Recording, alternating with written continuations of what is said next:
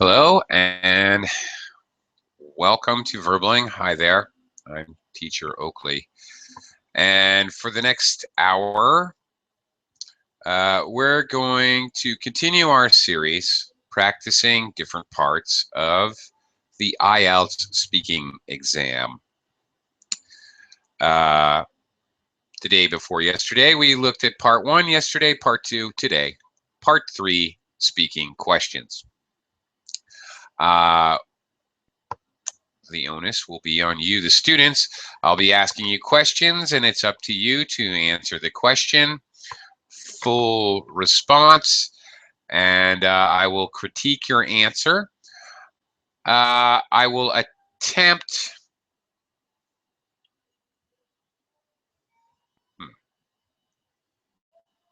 Okay, what now? Okay, what's the problem here?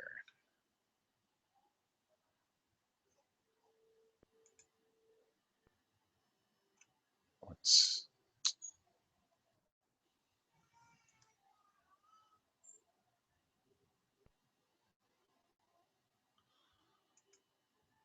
okay? Sorry, seem to be having some kind of technical problem. The script stops running, but anyway, I will attempt to continue here. Okay. Today, part 3, speaking questions practice. I will attempt to ask different students different types or different styles of questions, future questions, comparison questions, advantage, disadvantage questions. In general, IELTS part 3 questions are opinion questions of one sort or another.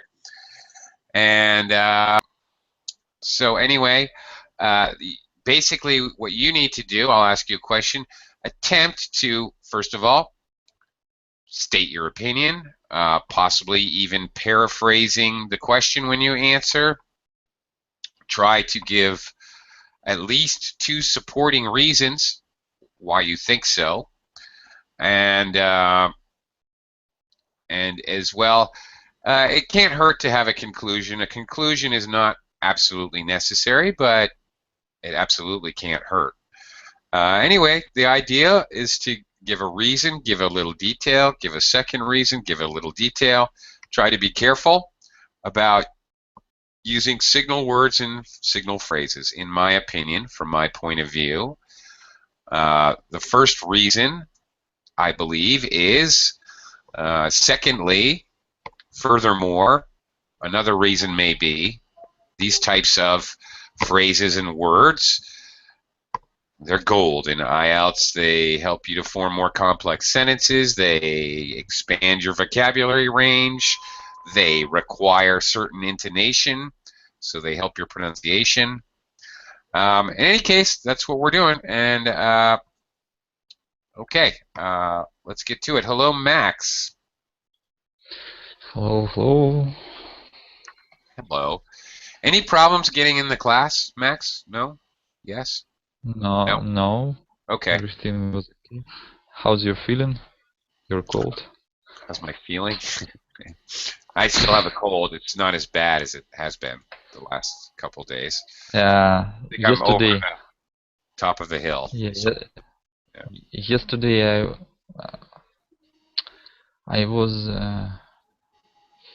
in my mother home with my family, and I turned on her computer and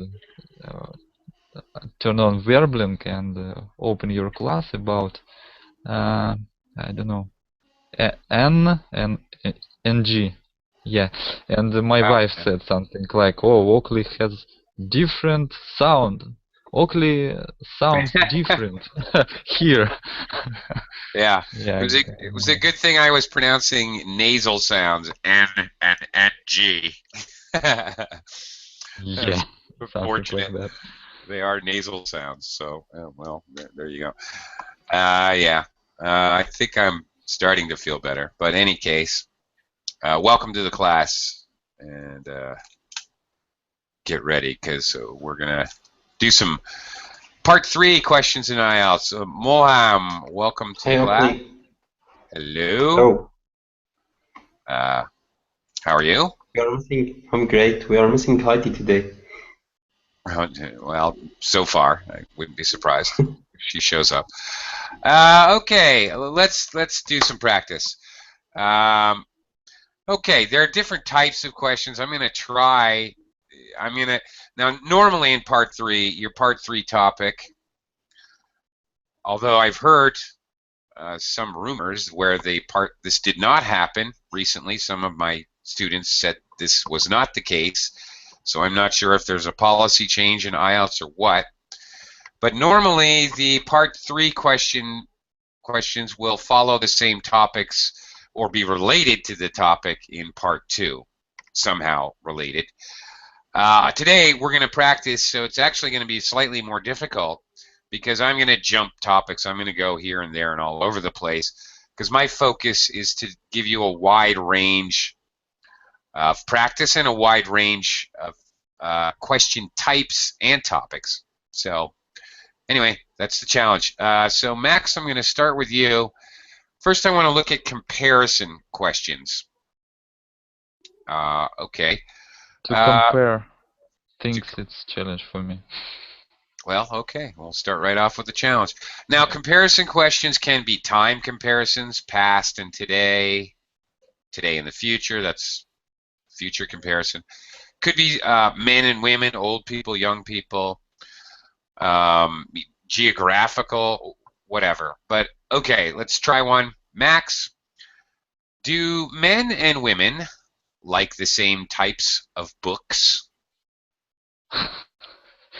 The last time you asked me, uh, the men and women like the same have the same hobby in Russian. Yeah. Oh, did I? I forgot. Okay. Well, good. Then you've Okay. kind of had practice. Okay. Okay.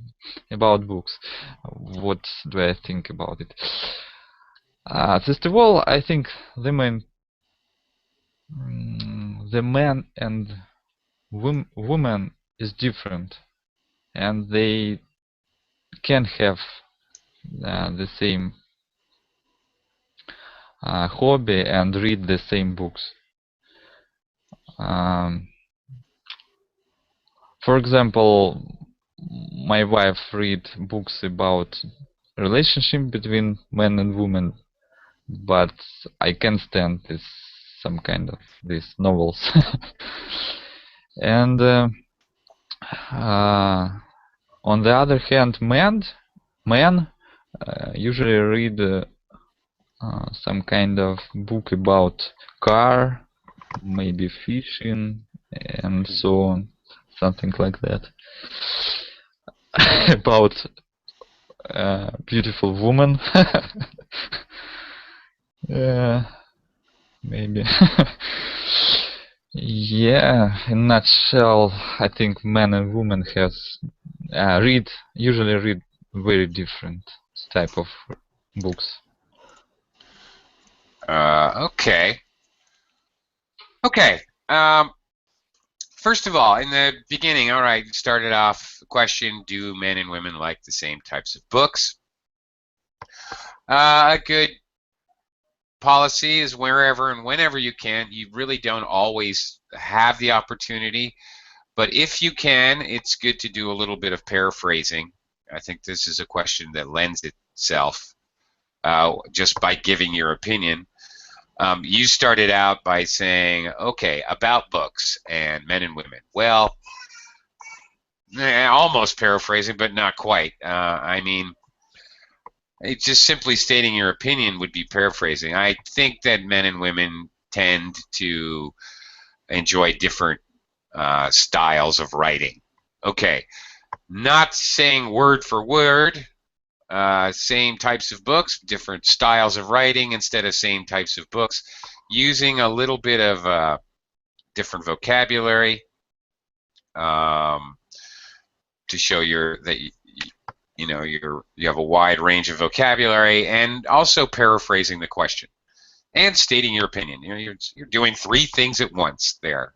That's the idea. Actually, quite often in IELTS, your first sentence to answer each question is the most important because it's the one where you really can control a little bit better the actual structure of what you're saying, if you get my meaning. So anyway, good to hear some paraphrasing there.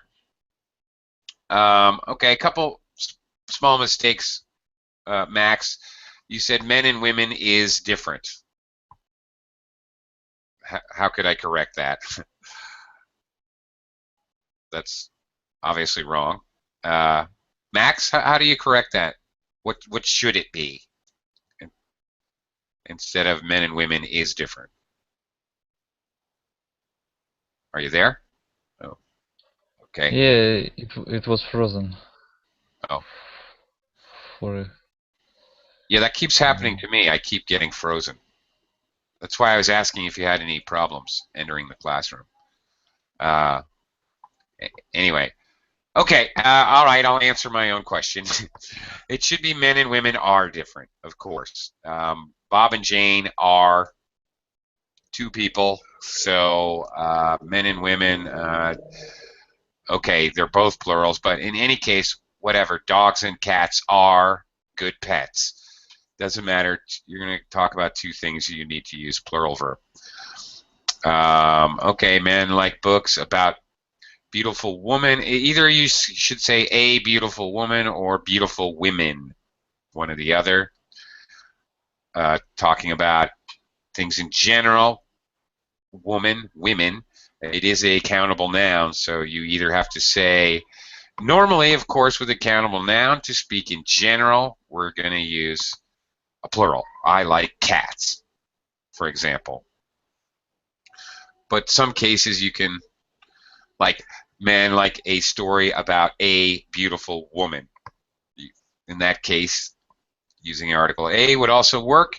And finally, it is great that you try to use a little idiomatic language. Definitely, this is part of the scoring in IELTS for sure. But you forgot the preposition. It's in a nutshell. I didn't hear the N. Maybe for whatever reason. In a nutshell. I think I didn't say it's. It's a nutshell? Okay. No, I said just in a nutshell. Without it's. Oh, I could be mistaken.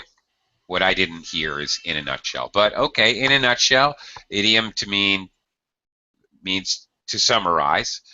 Okay. Great. Okay, all right, but at least he talked about men and he talked about women. In IELTS, your general strategy all the time is going to be basically to talk about two things, and that in part one and part three. And part one, that's more general. Part three, now these are opinion questions. You're being asked to give an opinion, so basically two supporting reasons, but every time you give a reason, try to give a little extra detail, whether that be an example or a reference. Oh, I recently read somewhere that 97% of men like to read fishing books. Okay, fine. Doesn't matter if you make up the information, but details. So reason, detail, then close it out.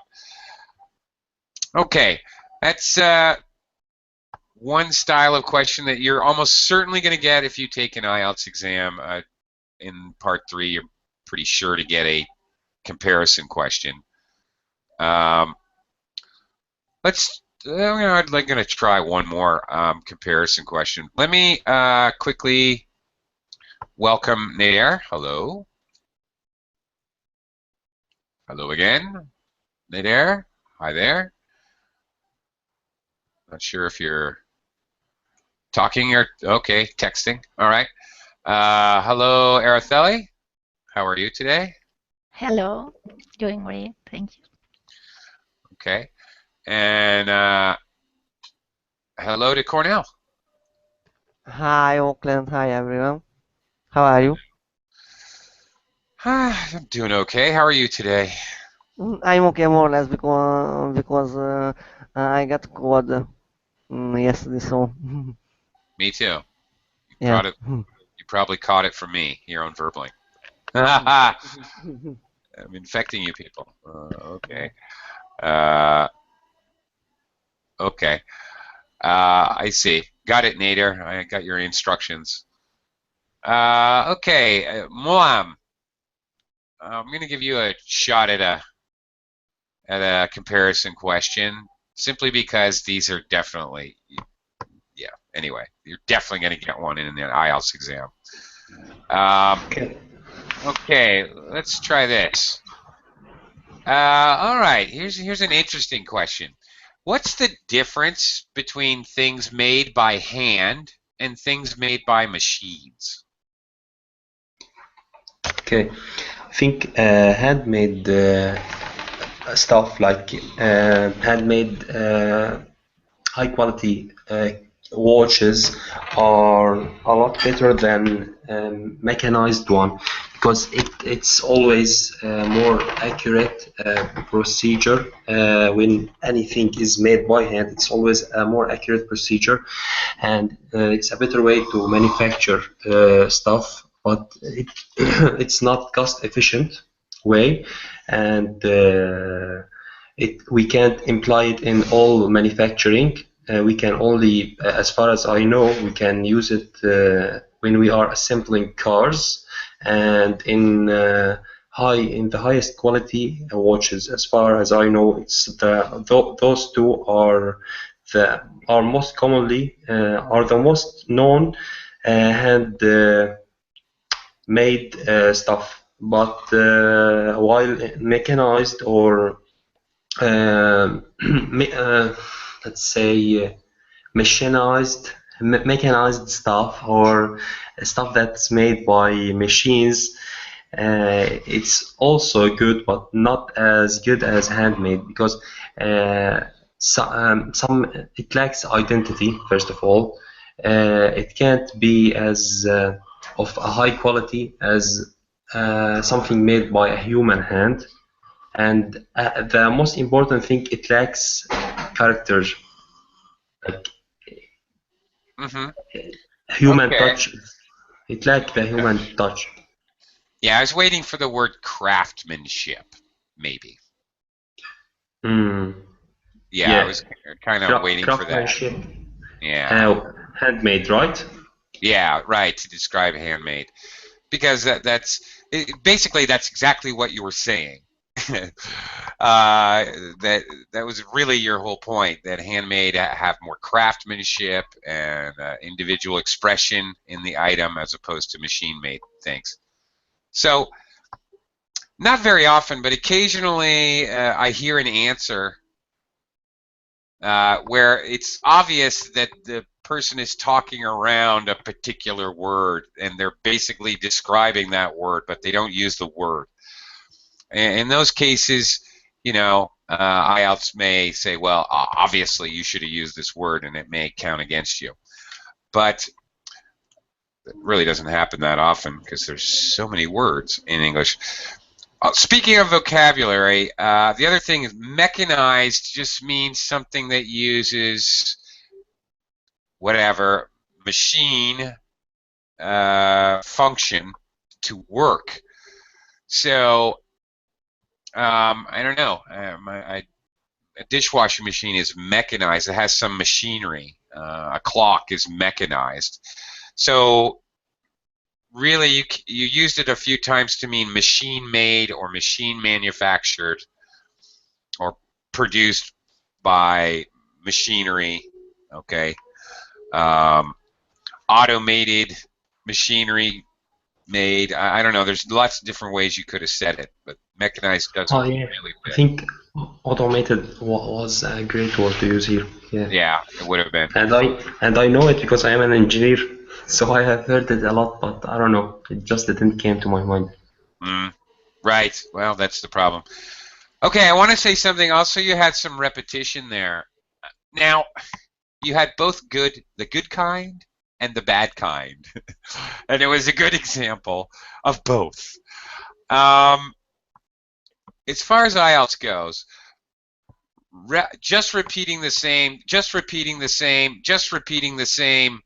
thing, you don't want to do that. But repeating the same thing, saying it in a different way, using a different expression or voice to repeat. Okay, I just said the same thing 3 times. Now that's okay. That's okay to do that. Being a little redundant, but saying things to clarify, repeating the same exact information, but in a different way. This kind of repetition of content, but in a different way, is actually good. This is going to score you points, get you a higher level score. So one's good, one's bad. Mostly you gave me the good kind, but a couple phrases were just straight up repeated, and that's not good. So one brings you up, one brings you down. Probably even down. Okay. Is it talking about ice cream? All right. Okay. Molam, any questions about my feedback there? No, it was great. I think I have repeated mechanized because I was lost here. I thought when I was talking about mechanized machines, I was thinking it's wrong. But then again, I didn't find any other word, so I just used it on and kept on repeating myself. Yeah, okay, well, all right. Well, there's another great example because that's a common problem. That happens a lot. People are talking in one of these exams and they say a word and they're like, is this the word? And they're cautiously use the word, and then this is a problem because you're actually thinking about that word. Is there another word? What's the synonym? How else? But you're not concentrating on the linear progressive forward flow of your speaking. So you get a little hesitant, or you're like, because you're thinking of 2 things at once. You're thinking about that damn word mechanized, and you're not concentrating on your forward thinking content. Yeah, I can fully understand that. Even that happens to me teaching class sometimes, actually. But I have to just throw it away when this happens to me. You guys probably seen me when I'm trying to teach class and there's a word I can't remember. I just have to throw it out and continue. If I obsess about it, I'm just going to really lose track of my whole plan for the class, and I'll be all messed up. On a different scale, but really the same idea. So that's actually a very good point. If you run into a word you're confused about, just plow forward. Never mind. All right, so you lose a point on one word. Who cares? At least you're not going to lose your flow, your rhythm, your fluency, your continuity and cohesiveness of speech. Just never mind. Let it go would be my advice. Okay. All right. Nader, if you can speak, I would like you to speak. Try a future question, a predicting question. Again, this is another one that you're pretty much going to see in the IELTS tests. Are you ready? Can you do it? Can you talk? Are you able to step outside or whatever you're doing? Okay, in 1 minute. All right. Okay, while he's getting ready, let me just help you running. Okay, he'll be talking to us like this. Okay, not a good intonation, really. But anyway, future questions. Some students get really choked up about this and kind of freak out. And what's the right answer? What can I say? Again, it doesn't matter in IELTS what you say. You're not being scored on your content at all. Oh, he ran outside the building and lost his connection. Oh, God. Okay. Well, all right. In any case, my point being that don't worry about it. You can say any crazy thing in the world. You can say, oh, in the future, space aliens will take over the planet and we won't have any need of education because we'll be able to take a pill, a little pill that says French. Oh, now I know French. Ah, cool. Parlez-vous français? Oui, monsieur. Oh, that was wonderful. You can say any craziness that you want to say. Is Nader going to come back or not? He ran outside to talk, and then they locked the door on him. So, my goodness. Okay. Well, I'll save him a future question because I gave him a heads up, but we'll see if he comes back. All right. In the meantime, Araceli. I guess well, all right. Hey, you can try to ask me the questions if Nader comes back. It is Yeah. for him. Okay. Well, all right. Let's try this. Araceli, future question. I'll give you a future question. All right. You're a teacher. A good question for you. What will schools be like in the future? Well, I think schools really have to make a very big change in the future if they want to be useful for students, because education is somehow used to all ways, and our society has changed a lot. But I think education is not up to it. For example, young students are very used to new technologies, but the school doesn't use new technologies. As far as I know, well, some of the teachers really use the computers, videos, but not as widely as it would be possible. I think there are a lot of initiatives that are concerned about this, and there are a lot of teachers that would like to improve their teaching.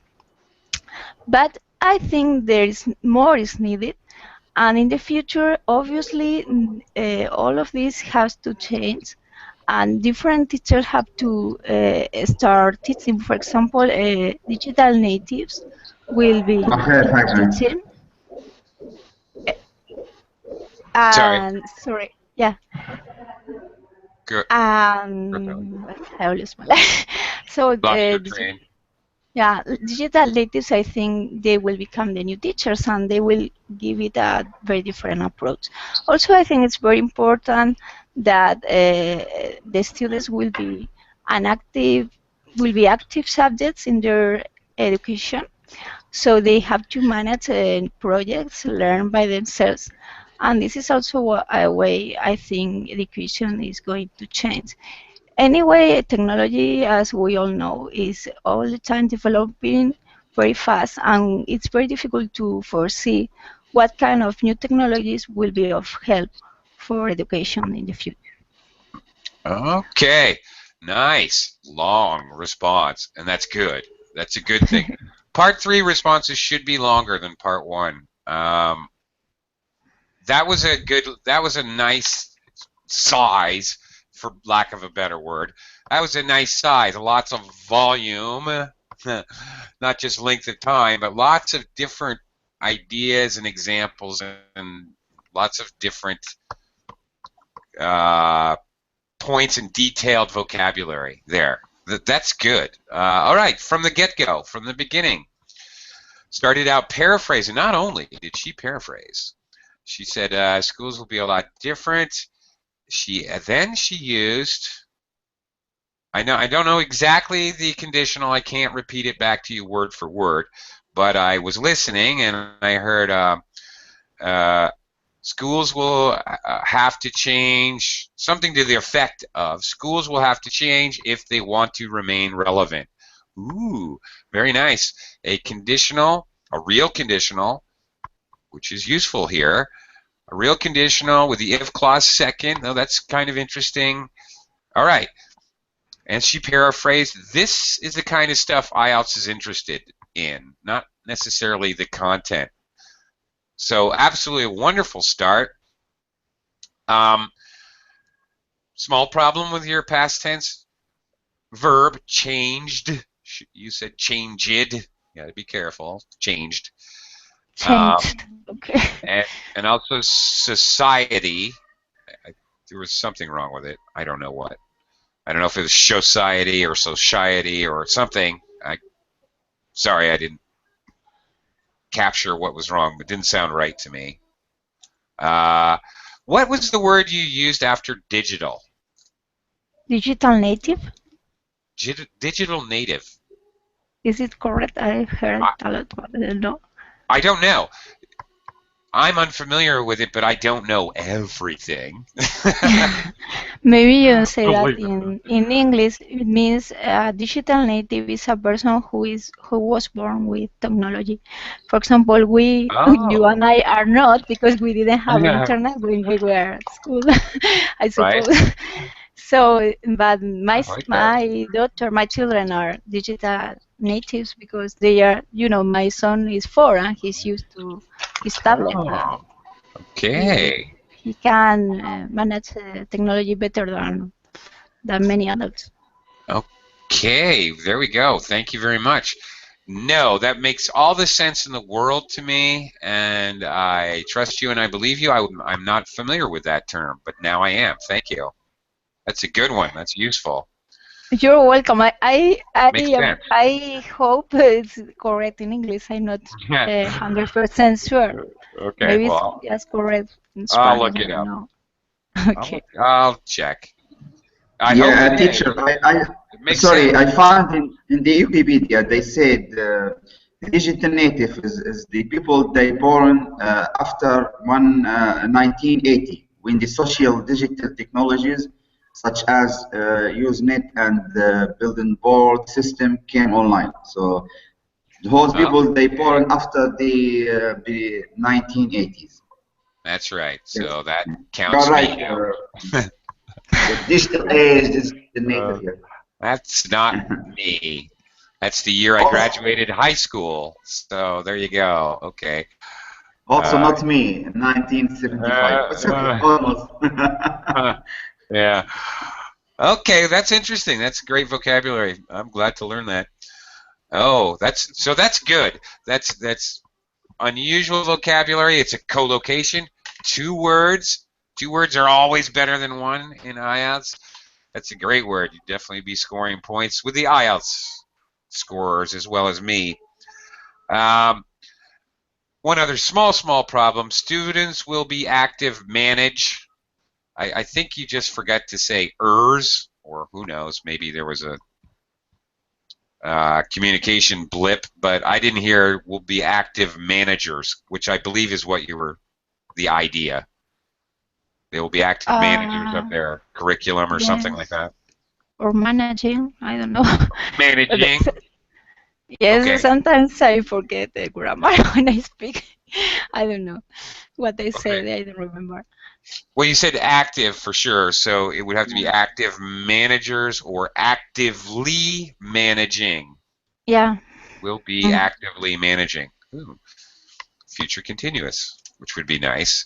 Well, that would be nice. Speaking of which, this is a future question.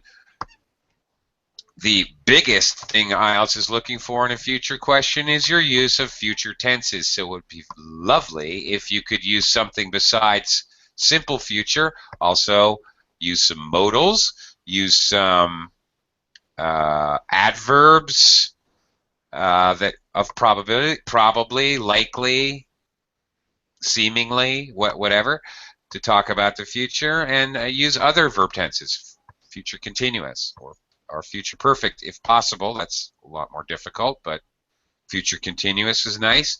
Okay, that was a great example of how to do a future question. Hi, Colette, by the way. Welcome to the class. Yeah, hi. Hi. Sorry to interrupt you without saying hi or good morning, just because I wanted to share the idea. Yeah, okay. Okay. Uh, no, yeah, thanks for that. I was wondering about that. You saved me looking it up later. Okay, I'm gonna take it to Cornell here for a minute.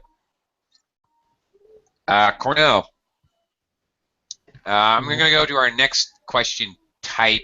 Generally, now this question type is also very common in the IELTS exam. The why question. Often, I would call this the stupid question. A question to ask about your opinion for something which is probably sometimes is very, very obvious. Um, questions like, why do people want to be famous? Why do people eat healthy foods? Why do people want to be rich? These kinds of questions, they're kind of goofy. You feel like saying, well, duh. And you know what? In actuality, when I took the IELTS test, these are very normal, usual questions you can expect. I actually did say, well, that's a stupid question. I said that in the exam. Well, that's a pretty stupid question. I think it's quite obvious, blah, blah, blah, and I continued speaking, which is great. It's actually pretty good technique for the stupid question. All right. Nader's back. Yay. They let him back in. Okay. Cornell, I'm going to give you one of these. Do your best. Do your best. Here we go. Cornell, why do you think children find it easier to learn new languages? It is a very good question. Because because children are very young.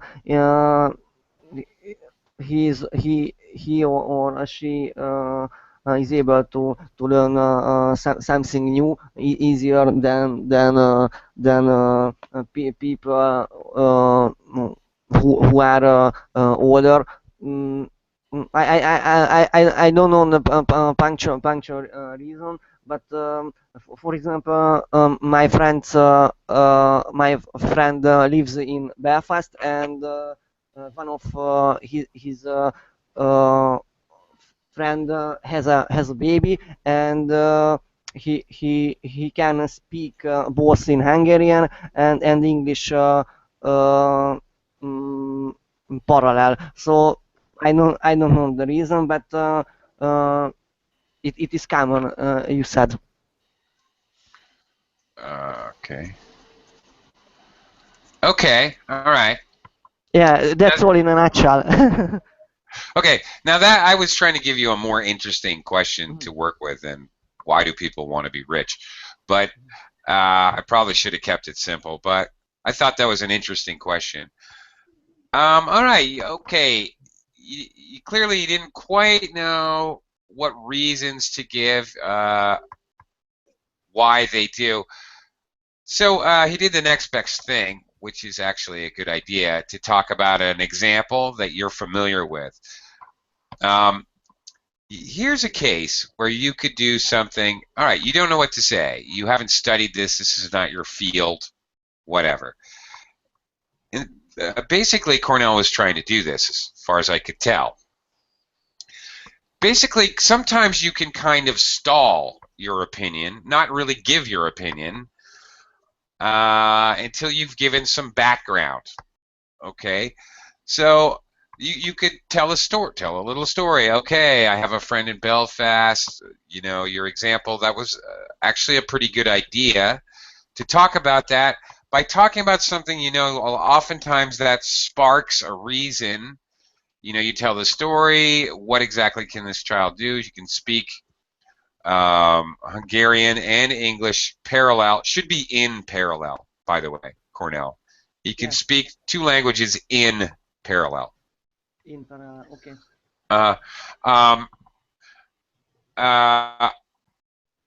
And then that may give you an idea. It may spark something in your brain, and you might be able to continue. I suppose maybe that's because their brains haven't really developed to the point where there are neural networks or paths in the brains that are like superhighways. They're paved roads. They're already there. They're still blazing trails within the physical confines of their actual brains. Maybe they're much more able to take a different direction in their thinking than adults are, so they're more open to any kind of newness, not just in languages, but music, mathematics, and so forth. Okay, I just thought of that as I was saying that. For example, Uh, it may help you to think of something. So you can kind of, it's actually, you introduced an interesting technique, and that is called background hesitation device. Talk about background, talk about something very personal till you start, maybe you can come up with an idea to talk about. Also, I noticed you had a little too much filler, a little too much and a little hesitation. You kept going, but with filler. Once you started telling me that story, the filler more or less disappeared. Okay, keep that in mind. If you feel that you're using too much and you're hesitating or you have choppy rhythm, one way to cure that is to talk about something you know and you know very, very well. You're a lot more comfortable speaking about it. You know the words. You can actually picture events in your mind. It's a lot easier. And actually, that's good advice for the entire IELTS test. Use yourself and your experience as an example over and over and over again.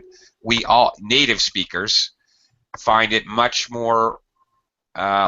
less stressful and much easier to speak about things we know rather than speak generally about things. So, anyway, okay, that was actually a tough question. All right, thank you very much, though. I want to now, I'm not sure if I want to go to Nader or not. Nader, are you there? Are you really there? Are you kind of there? Nader, I'm gonna talk about advantages and disadvantages. Actually, what I'll do is I'll have Khaled, if you don't mind, Khaled, I'm gonna have you handle advantages. I'm gonna ask you a question and let you try it out.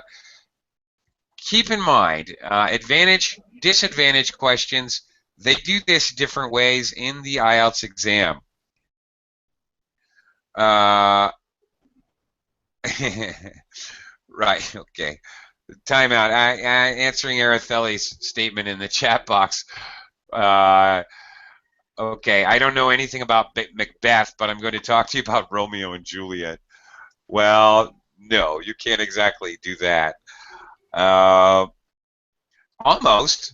I mean, that's a very specific thing, Romeo and Juliet versus Macbeth. Hello? But hi there. Yeah, sorry, for some reason, every time you say my name, I have a problem.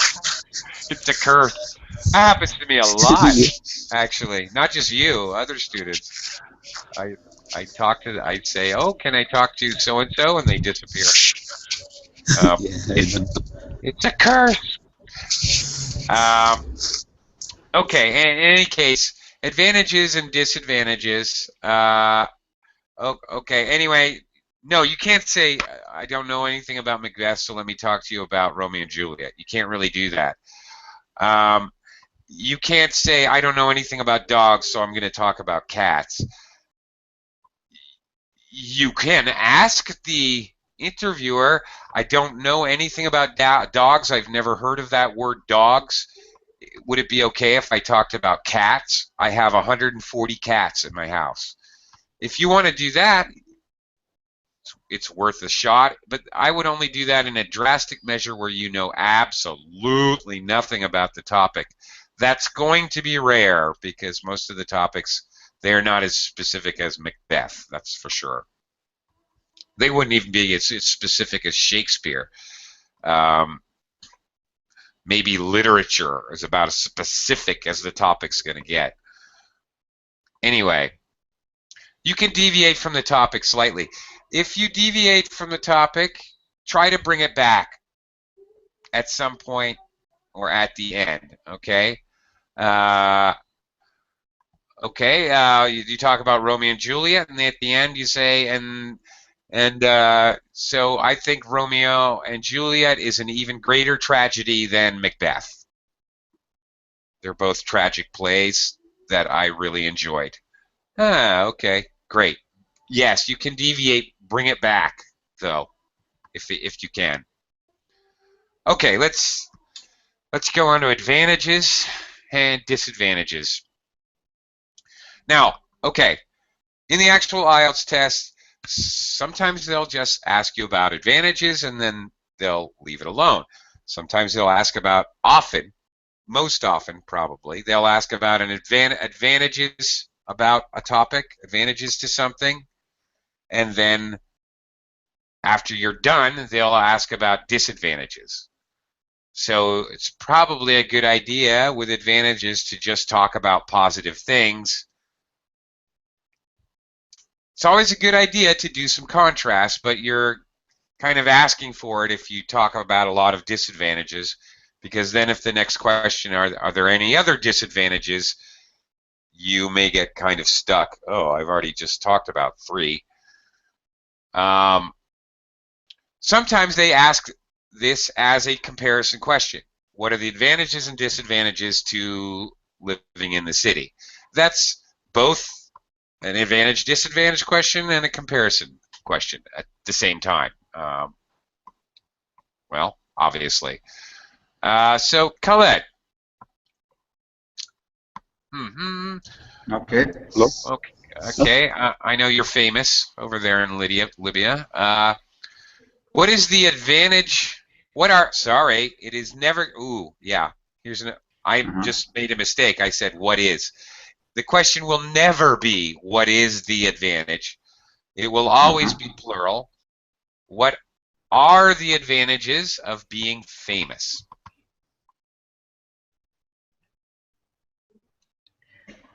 Only the advantages or also disadvantages. When they ask, they need from you talk both in the advantages and disadvantages. Right. That was my point. You have to listen carefully to the question because they may ask for one or the other or both in the same question. I asked only for advantages. What are the advantages of being famous? Okay. Yeah.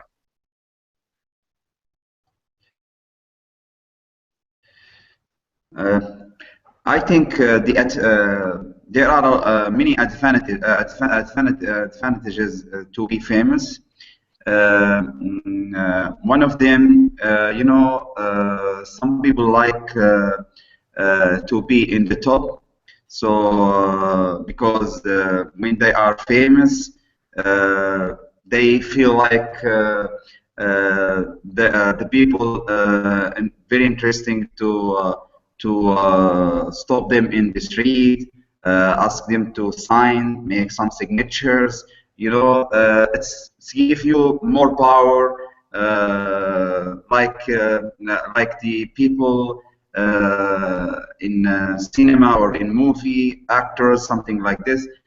Sports, the people like Cristiano Ronaldo, Messi.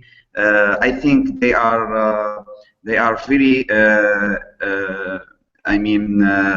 They have. Something. They are especially feeling when you are famous. That's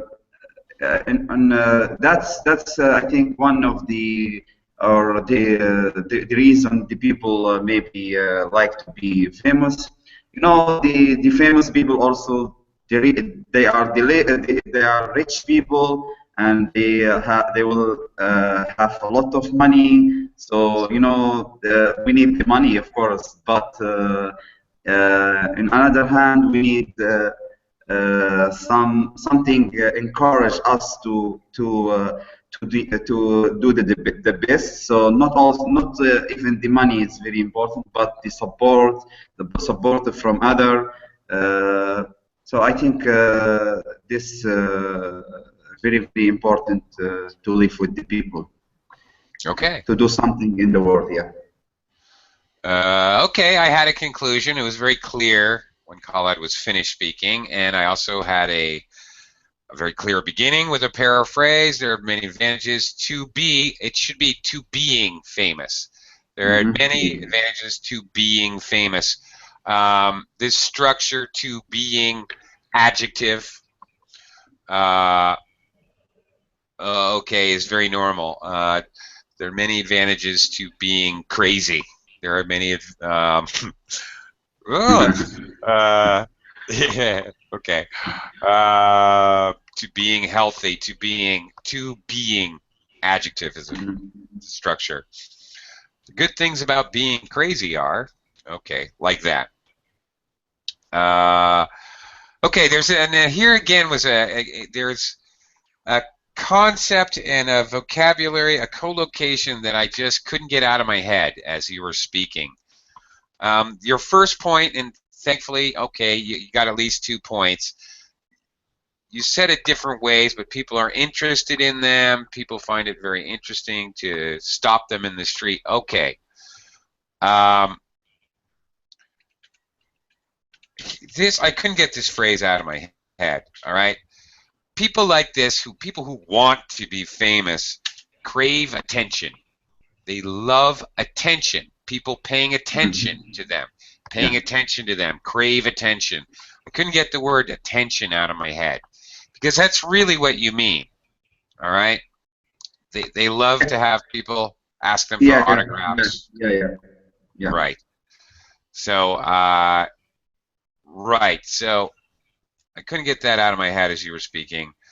Good example, messy. All right, great. You gave me some specific examples. That's good. Always good to do that. But you didn't focus on that. That was just a side example. That actually, I want to point out that's a good way to do it. All right, such as A or B or C, and then leave it alone. Don't keep going on and on. So that was actually a good way to do it. People are very, again, the ing and ed. People are interested in stopping them in the street. They are not interesting to stop them in the street. People are interested in stopping them in the street. Not interesting to. Okay. Right. Okay. All right. Not bad. You got the fundamentals in there and a couple extra little goodies. Paraphrasing and a good closing and a good ending. Could have been better vocabulary to express that first idea a little clearer. Even made a little contrast. You know, that was probably 6.5 answer. Okay. You did everything you had to do and a little bit more, little better, a little worse. Okay. Okay. We've only got like 5 minutes left. So, okay, advantages, disadvantages. Another type of question, and really the last type, and similar to advantage, disadvantage, this may come in 2 parts or it may come in 1 part. But this is a problems and solutions type question. It actually could be very similar to advantages and disadvantages in reality. They could be, okay. I mean, talking about problems, you know, what pollution problems, environmental problems, problems with tourism. Let me try this with Mulham. I'm going to get all topical. Mulham? Okay. Yeah, I'm here. All right. Okay, I'm going to get topical. All right. Today's topics. All right. Funky fresh. What are the problems with having very low oil prices in the world? That's the oil prices is controlling the whole world. So having a low oil prices mainly affecting the current countries that are struggling with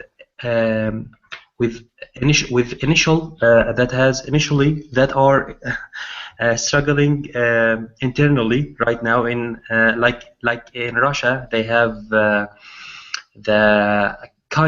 start of rebellion, and there's the Ukraine crisis.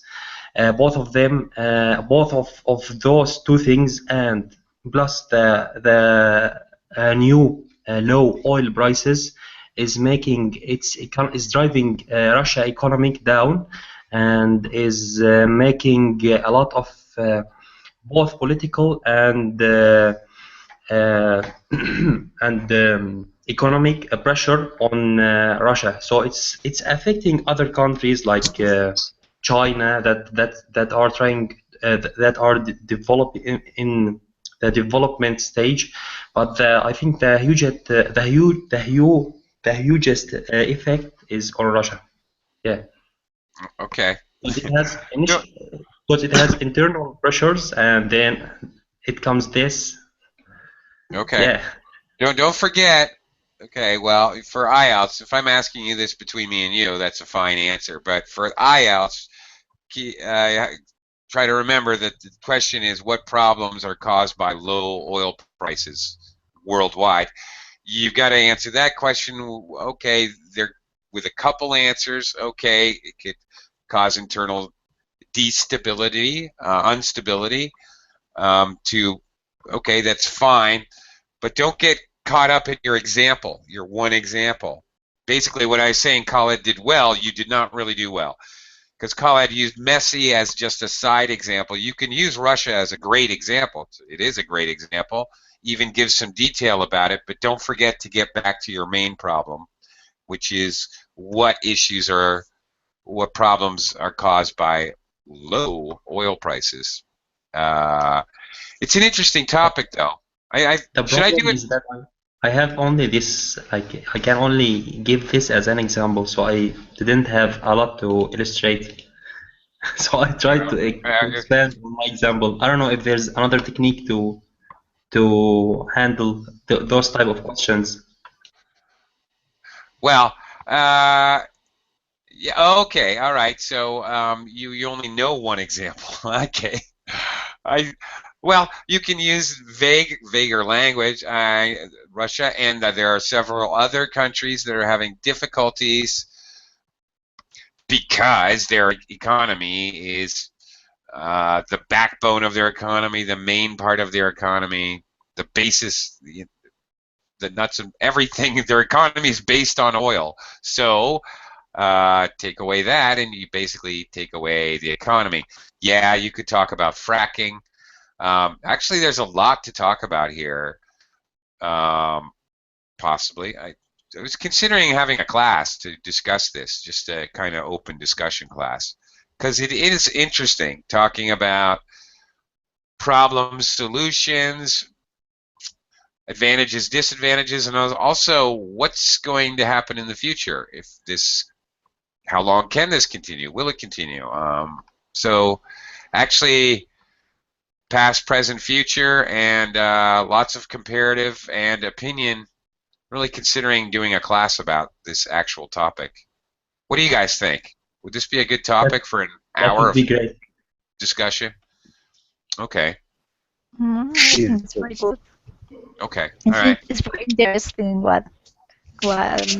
how many things can change. It's Yeah. related to many things, but maybe it's related to politics. So I don't know if for IELTS it's because you say that religion and like that are For like IELTS, forbidden topics. no. Yes. You would never have this in IELTS. I was just interested to. Yeah, not an IELTS. Yeah, not Yes, in because IELTS. You would never get this. Just for general discussion purpose, you know. No. For general discussion. Yeah, that's what I Yeah, mean. it's okay. Yeah, nice. Yeah. Me and you guys like that. And besides that, we could use the word fracking a lot. The fracking United States keeps flooding the market.